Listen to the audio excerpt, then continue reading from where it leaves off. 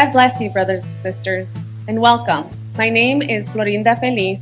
I belong to the Brightness of Glory Church, where you can enjoy spiritual songs, testimonies, and the Word of God. We hope that you can be edified and filled with the Holy Spirit. We invite you to stay and enjoy this service. Every praise is to our God, every word of worship with one accord. Every praise is to our God. Every praise is to our God, every word of worship with one accord. Every praise is to our God. Sing hallelujah to our God. Glory, hallelujah to our God. Every praise is to our God. Every praise is to our God. Every word of worship with one accord. Every praise is to our God. Sing hallelujah to our God. Glory, hallelujah to our God. Every praise is to our God. God, my Savior, God, my healer, God, my deliverer. Yes, He is. Yes, He is. God, my Savior, God, my healer, God, my deliverer. Yes, He is. Yes, He is. Every praise is to our God. Every word of worship with one accord. Every praise is to our God.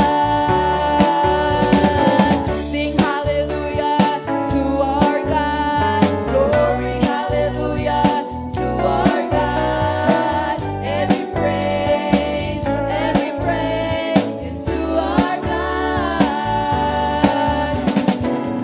God, my Savior, God, my healer, God, my deliverer. Yes, He is. Yes, He is. God, my Savior, God, my healer, God, my deliverer. Yes, He is.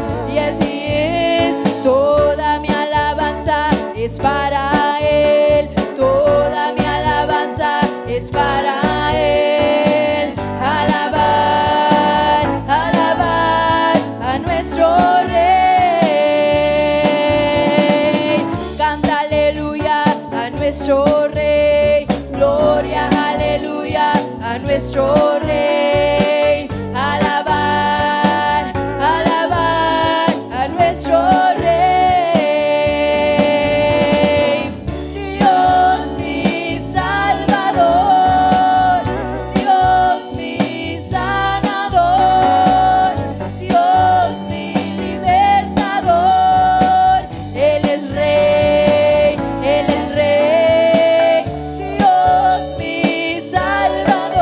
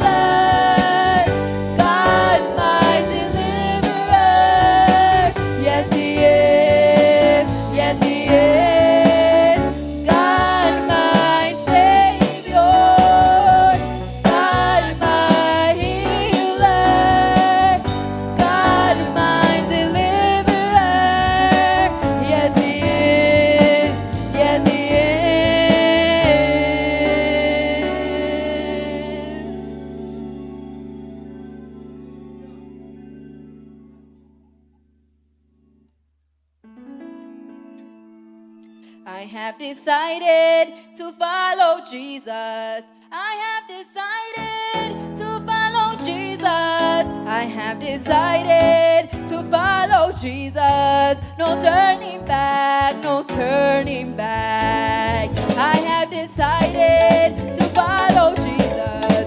I have decided to follow Jesus. I have decided to follow Jesus. No turning back, no turning back.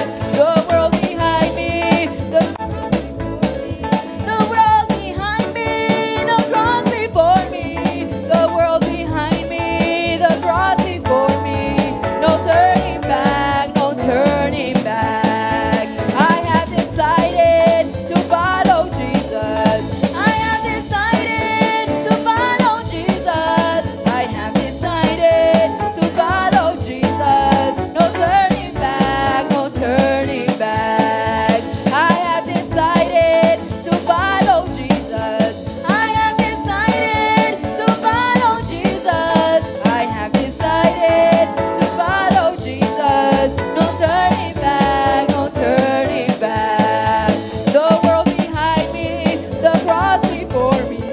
The world behind me, the cross before me. The world behind me, the cross before me. No turning back, no turning back. The world behind me, the cross before me. The world behind me, the cross before me. The world behind me. No turning back, no turning back. He decidido seguir a Cristo. He decidido seguir a Cristo. He decidido seguir a Cristo. No vuelvo atrás, no vuelvo atrás. He decidido seguir a Cristo. He decidido seguir a Cristo. He decidido seguir a Cristo. No vuelvo atrás, no vuelvo atrás. I have decided to follow Jesus. I have decided to follow Jesus. I have decided to follow Jesus. No turning back, no turning back. Oh, when the saints go marching in. Oh, when the saints go marching in. Oh, Lord, I want to be in that number. Oh, when the saints go marching in. Oh, when the saints go marching in. Oh, when the saints go marching in.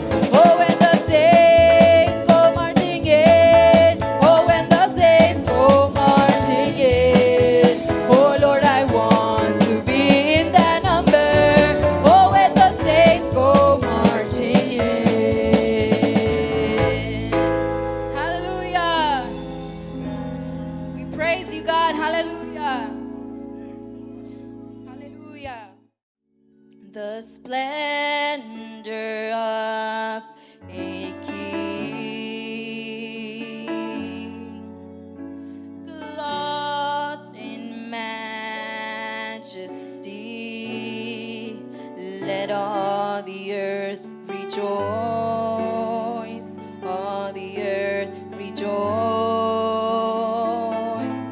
He wraps himself in light,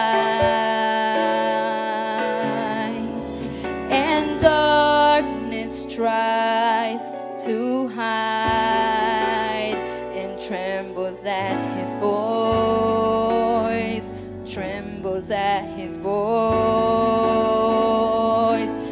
The splendor of the King, clothed in majesty, let all the earth rejoice, all the earth rejoice. He wraps himself in light, and darkness tries to hide, and trembles at his voice, trembles at his voice. How great is our God? Sing with me, how great is our God, and all will see how great, how great is our God, how great is our God. Sing with me, how great is our God, and all will sing how great, how great is our God. Age to age he stands,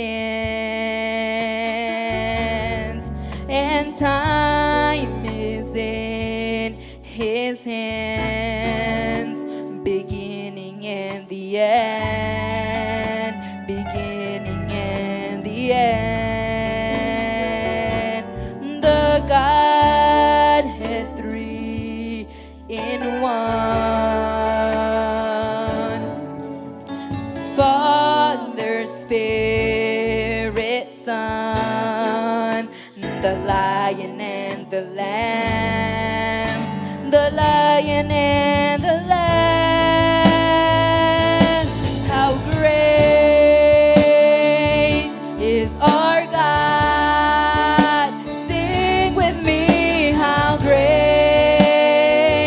is our God, and all will see how great, how great is our God, how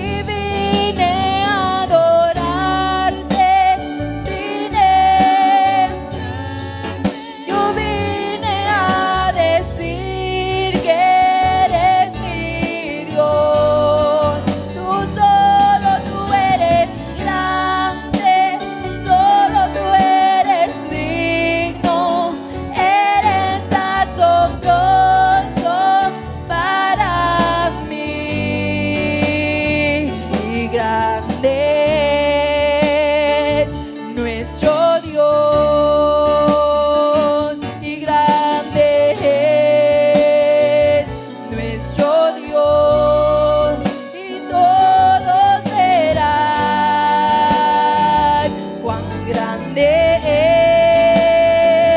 nuestro Dios y digno de adorar, y Rey, autoridad, y todos verán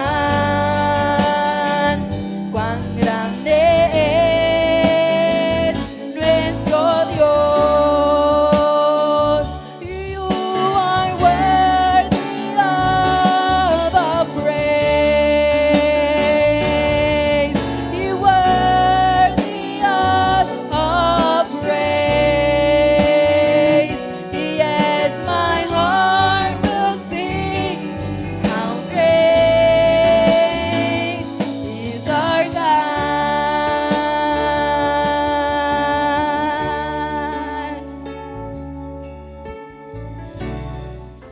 Did you know the Bible is about 611,000 words long? In those original languages, the Bible's word count is about 611,000. That word count is not going to line up with your Bible though, for a few reasons. When translating the Bible from its original languages to English, translators tend to use more words to get across the original author point. Different translations word passages differently, which results in a variation in word count. But even so, it's interesting to think that while the Bible is longer than other books, God bless you all, friends, brothers in Christ, who find themselves listening to this word at this very moment. I bring you greetings from the Church of Brightness of Glory, located at 835 Sheridan Avenue. And at this moment, I would like to invite you to take a moment to listen to this message, and I hope that it fills you with hope and joy in these dire times. I would invite you to open up your Bibles to the book of Genesis, chapter 1, verse 26 and 27. And we shall begin reading. And God said, "Let us make man in our image, after our likeness, and let them have dominion over the fish of the sea, and over the fowl of the air, and over the cattle, and over all the earth, and over every creeping thing that creepeth upon the earth." So God created man in his own image. In the image of God created he him, male and female created he them. Let us pray for the word. Father God, we thank you for this word. We do not ask that you bless it, for we already know that it's holy, but we ask of you that at this very moment you fill us with the word. I am but a humble servant in which I will proceed to preach the word of God at this very moment. I ask that you bless all the listeners at this very moment and let them be saved. In the name of Jesus, amen. I would like to title this message, "The True Human Nature." Now, you may ask yourself, the true human nature. Well, the general accepted notions or thoughts based on how humans are born is that we are born in a neutral state. Or, if someone like to go a bit more further, that we are born with good intentions. It's the product of our environment, as some would like to say, or the product of our community in which that helps shape us and which help lead our moral compass to either go into good or bad. We see day in day that people who act a certain way are usually blame an outside force. They automatically dub their actions as something that others have taught them. Now, this may be true. There may be some truth to that. But the notion that we are born on a rather neutral ground, as in we are just a blank slate, as it were called, is actually biblically false. And here's the reason why. Because we're not born with this blank slate. We are born sinners. And if we jump to the book of Psalms, chapter 51, verse 5, we will read what the psalmist David, King David, had to say about that. And he said, "Behold, I was shapen in iniquity, and in sin did my mother conceive me." Now, we know of King David. We know of his upbringing. So we know that David is speaking on a rather spiritual level. He is speaking about the heart, his own human condition that he was able to reflect at this very moment. And he said, I was conceived in sin.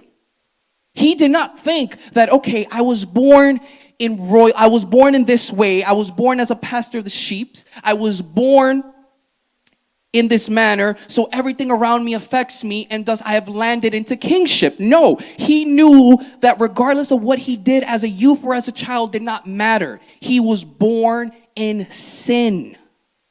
And that's the problem that most people fail to understand, that it doesn't matter what good you do, what charitable things you do. At the end of the day, you have to recognize that you are sinners. I am a sinner. Brothers, friends who are listening at this very moment, you are a sinner. But take heed, there is hope for you. And at the end of this message, I hope that it's clear to you that although I am not trying to be a bearer of bad news, I am not trying to make light of any charitable contributions that you may have done in your life, but this is to remind you that while all that is good, and there are other people who will congratulate you for that, and even I would, but you are biblically a sinner. According to this great book that I am reading, you are a sinner. But here is the thing. There are two absolutes that I'm about to tell you. But if we go to Romans chapter 6, glory be to the living God. Romans chapter 6, verse 23. There are two absolutes, as I just reiterated. That because we are born sinners, there is a predestined fate for us. Sadly, there is no other way around this. And I will read it to you. But first, I will break the two absolutes and then explain them. The first absolute in the first part of the verse, Romans chapter 6, verse 23. For the wages of sin is death. That is the first absolute truth that you must be able to comprehend at this very moment. That from the very first moment in which you take your first gasp as an infant, as a newborn, the moment at which you have been given birth to, you are born a sinner. The moment you enter this brand new world filled with so many great things, I'm sorry, but you are a sinner. That is the first thing we must accept. But guess what? Right after I give you this bad news, the Bible is so great. Jesus is so great. Our God is so great that there is a second part to it. And this is the second absolute. And is that, but the gift of God is eternal life through Jesus Christ our Lord. This is the only way to escape this terrible fate that which has fallen upon us, not because we are such bad people, not because of something that, your parents' have done, but because of the genealogy back to Adam and Eve, back from the first sin. Because once we come to Christ, we are now part of that genealogy. We are adopted into that genealogy. But you must remember that the reason why you are called a sinner is because of this. And the only way to escape this terrible, terrible fate, this death, as it were called, is through our Lord and Savior, Jesus Christ. Now, if we go back to the main passage, and it was Genesis chapter 1, glory be to God, we can see God's original plan for us wasn't in this manner. In fact, what God had planned for us was something much better. There's many speculations, but I will not go into that. I will stick strictly to what it says here in the Bible. But He wanted to dwell among us. He wanted to walk with us. He wanted to be with His people. In Genesis chapter 3, verse 8, we see a snippet of what our life would have been through context reading clues. And they heard the voice of the Lord God walking in the garden in the cool of the day. And Adam and his wife hid themselves from the presence of the Lord God amongst the trees of the garden. This is a very critical moment here, because what happens next, as most of you know, God they tell God what happened. They tell God the sin. And of course, God is a righteous and justful God. He creates justice. He acts in a manner that is appropriate of what they have just done.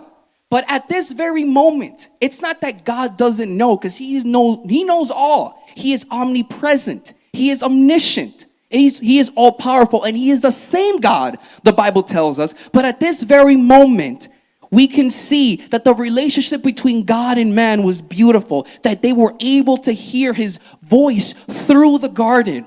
It wasn't on some spiritual level. It wasn't on some feeling, as some Christians today can testify to that. Like, yes, I can hear God's voice. I feel God's voice. It's nothing in that manner. It was much more beautiful. It was much more pure. That it was the initial relationship God had with his people. And here we see it loud and clear that this is what should have been. Sadly, this is what should have been. But regardless, we move forward because Jesus Christ helps us now.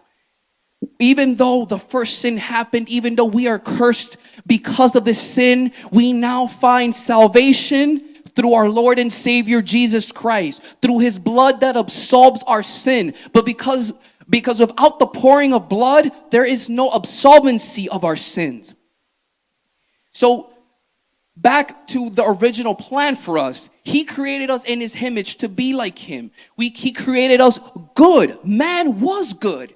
At that very moment, before the sin, the true human nature was good. Why? Because God created us in his image and his likeness. And Jesus said, when they called him teacher, master, good teacher, he said, no, there's only one good person, and that is God. God was good. And if we were created in his image, then at this very moment, we will be considered good. But enter sin. Here comes the sin that now separates us. As the word of God would now tell us in Romans chapter 3, verse 23, for all have sinned and come short of the glory of God. This is a rather interesting way of putting it, but think about it in this way. You throw a ball to a certain destination, and an outside force interrupts it. The ball has come short of its intended destination, its intended goal. It was supposed to arrive at point B, but now it has been stopped at point A. That is us. We have been cut short. We have been stopped from the connection of God. And I don't mean to repeat myself, but this is a very Christ-centric message.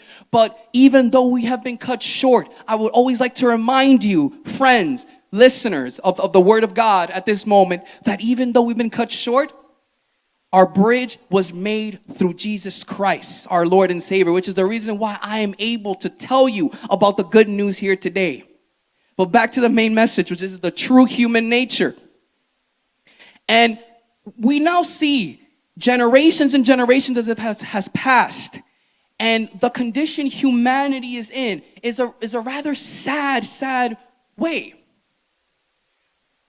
I was born into Christianity, so I do not know what the world is, nor would I like to know what the world is, because I know that the world only brings despair and temporary joys and pleasure. But we know that generations and generations of the first sin has now caused everything that you now see around you. This emptiness, this feeling to belong. How we now see, and we are being taught that, maybe all this evilness around us is not our fault. Maybe it's others that have come before us. We blame the past. In theory, that is correct. We do blame the past, but not the past that everyone is referring to. Because if we blame this past in which I am preaching to you right now, at the end of the day, the blame comes right back to us. Because regardless, we have to atone for our own sins. We are sinful in nature from the moment we take our first breath into this world. Glory be to God. John chapter 3. The Gospel of John chapter 3. Verse 19.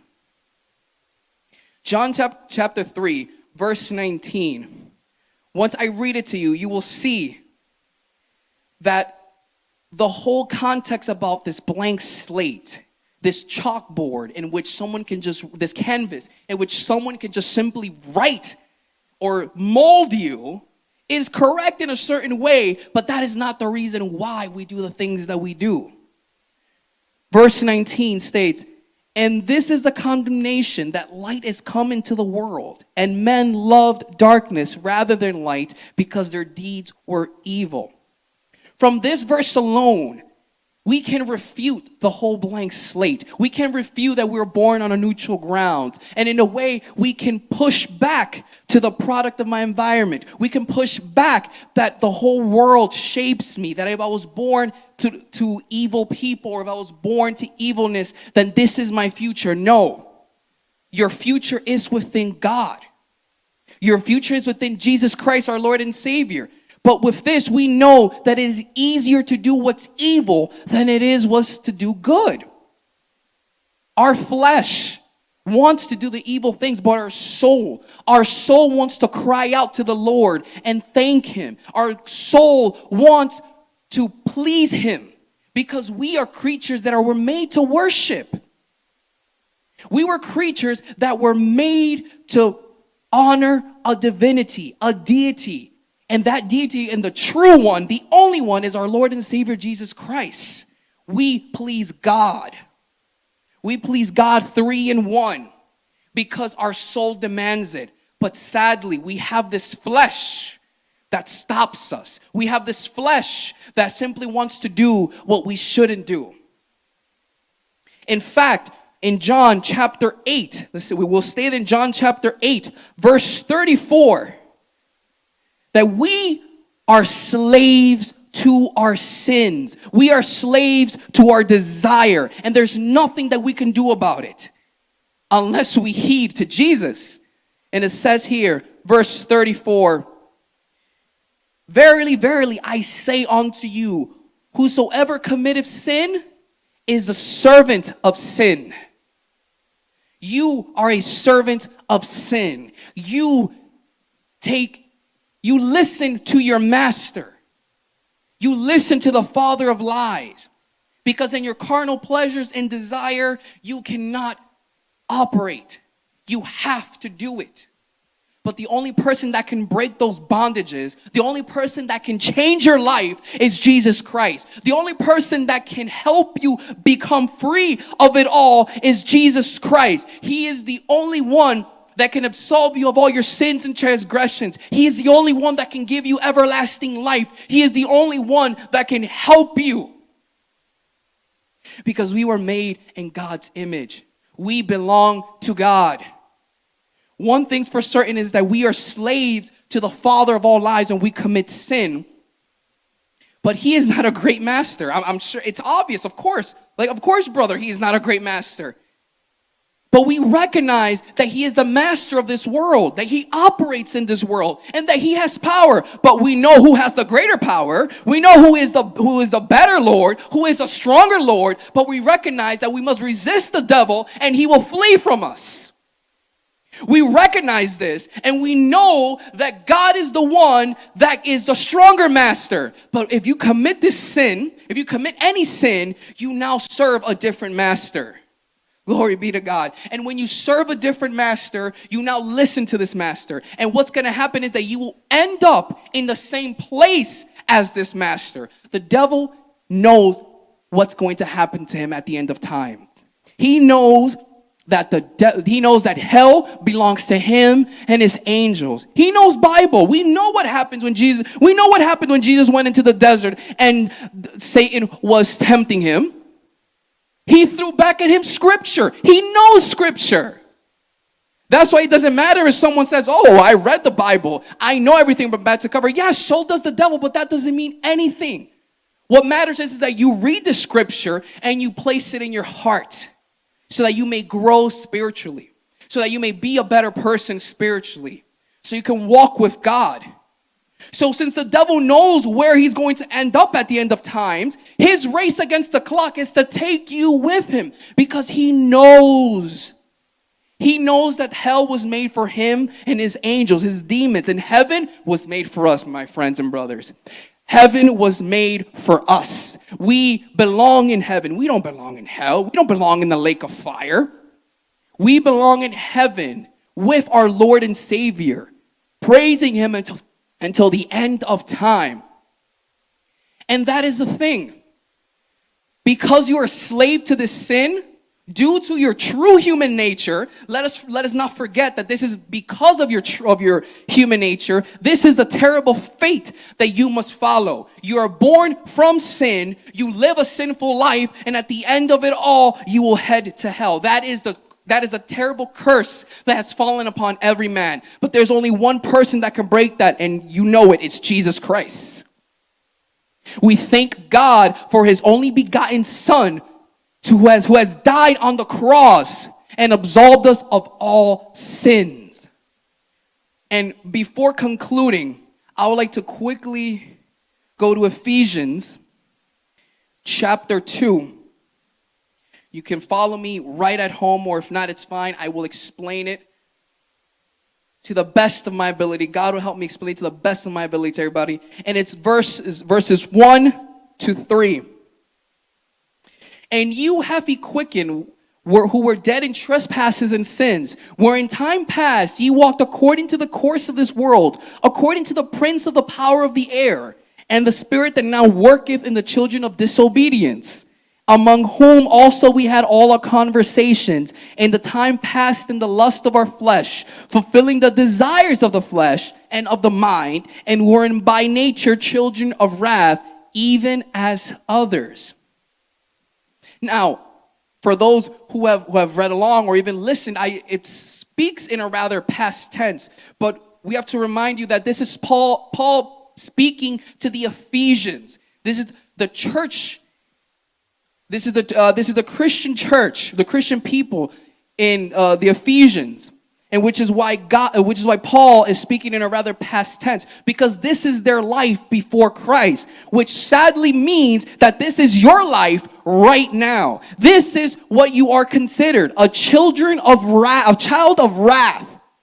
That is the true nature. That is your true nature at this very moment. You follow the lust of your flesh in both conversation, fulfilling it in thoughts. It's not that you are some kind of psychotic person that is always thinking about disgusting things, or you're always thinking about hurting others. It's that you take heed and listen to your flesh.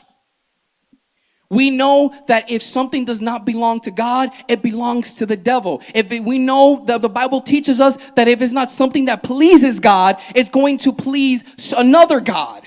Because it has to please someone. Because at the end of the day, there is a higher power than all of us. There's a higher power all around us, and that's God. So if we're doing things that do not belong to God, then of course it belongs to the other person. It belongs to the devil. And yes, Paul, speaking to the Ephesians, spoke in past tense to discuss their former lives, but I today am speaking to you about your lives at this very moment. And ultimately, in Romans chapter 8, verse 7, we are enemies of God. We are enemies of God. That is plain and simple. Because we are friends with the world, because we are friends with sin, you are enemy of God, because God doesn't like sin. He despises sin. God is love. You're right, but God loves you. The person who created, the person that he created from the dust of the earth, that gave him the breath of life through his nostrils. God loves you, brother, friend, who is listening at this very moment. God loves you, but he despises the sin that you are committing. He despises the sin that you have committed or will plan to commit. God does not like that. And that is the reason why we are enemies of God. And we do not want to be enemies of God. Why do we want to be enemies with someone who loves us? Why do you want to be enemies to someone who has sent their son to help us, to guide us, to bring us to a new everlasting life? Why would you want to be enemies with someone like that? We preach about a loving God. We preach about the gospel, the good news. The good news that will set us free.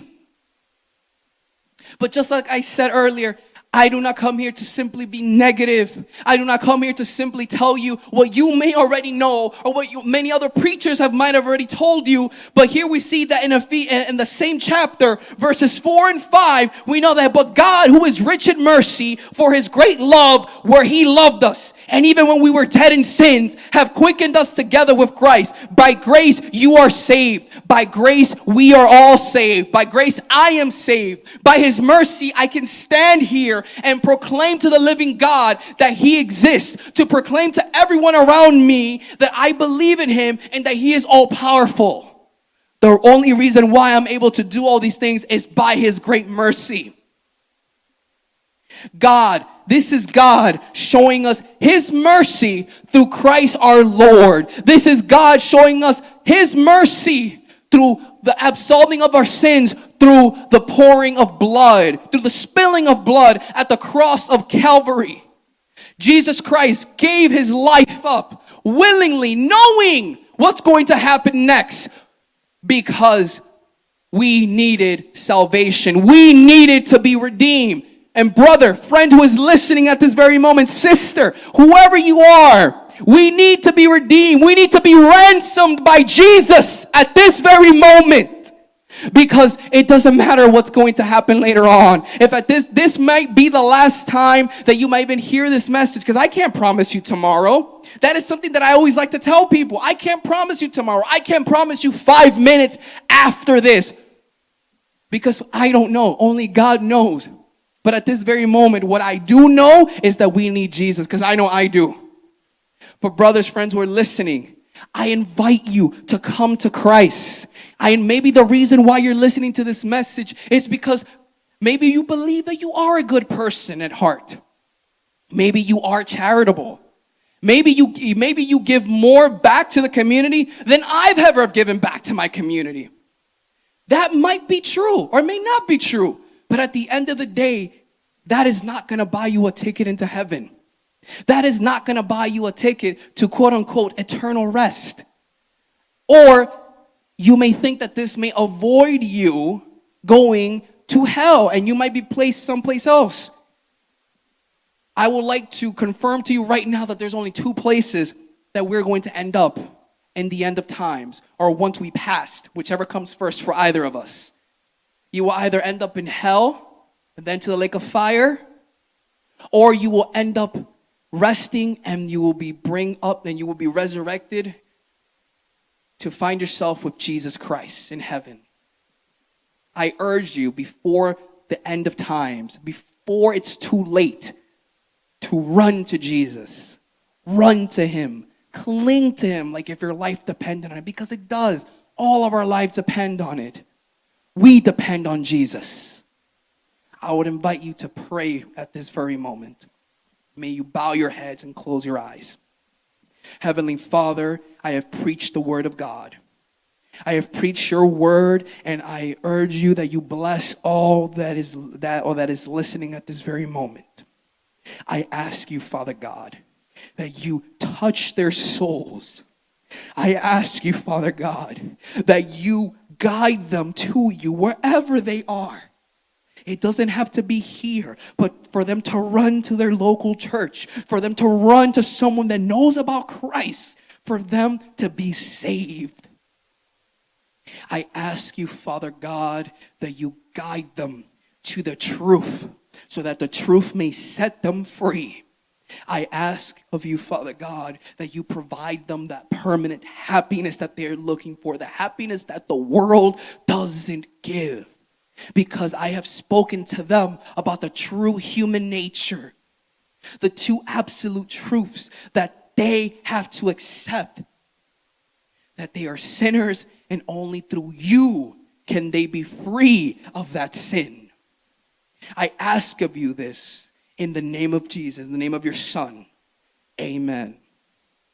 God bless you all listeners at this very moment. And I would like to extend a courtesy invitation to our church at 835 Sheridan Avenue. We have our services on Wednesday at 7:30, Friday at 7:30, Sunday mornings at 9 o'clock. And the same day at 1 o'clock, we have our afternoon services. Stop by. It's without any commitment, and we will welcome you with open arms. God bless you, and may you all have a great rest of the day. Thank you for tuning in. We invite you to join us on our next service, next week at the same time here in WKTV. We are located at 835 Sheridan Southwest, Grand Rapids, Michigan. For more information, go to www.resplandordegloria.org.